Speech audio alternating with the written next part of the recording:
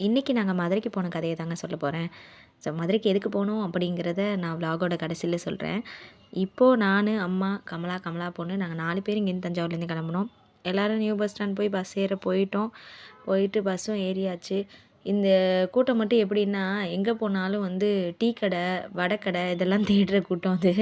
அதனால் எங்கள் அம்மாலாம் அமேசான் ஃபாரஸ்ட்குள்ளே விட்டா கூட, "அமேசான் ஃபாரஸ்ட்டில் டீ கடை எங்கே இருக்குங்க?" அப்படின்னு கேட்குற ஒரு ஆள். So tea tea tea tea tea வடை அப்படி யோசிச்சுட்டு இருப்பாங்க. ஸோ அதனால தான் வடை சாப்பிட்டுட்டு ஜாலியாக வராங்க. இந்த மழை வந்தால் தாங்க மதுரை வந்த ஃபீலே இருக்கும். ஒரு மாதிரி ஹாப்பியாக ப்ளசண்ட்டாக நம்ம ஊருக்குள்ளே வந்துட்டோம்டா அப்படிங்கிற மாதிரி இருக்கும். அப்புறம் ஃபைனலி கோயில் வந்துட்டோம். கோயில் வந்த பிறகு ரொம்ப நல்லாயிருக்கு. நான் ஃபர்ஸ்ட் டைம் இந்த கோயில் வரேன். பர்சனலி எனக்கு ரொம்ப திருப்தியாக இருந்தது. நடக்கலைங்கிறதெல்லாம் அப்பாற்பட்ட விஷயம். பட் நமக்கு கோயில் போனால் ஃபஸ்ட்டு பீஸ்ஃபுல்லாக இருக்கணும். அந்த பீஸ் நமக்கு இந்த கோயில் போனோன்னே எனக்கு கிடைக்கிது. ரொம்ப திருப்தியாக இருந்தது.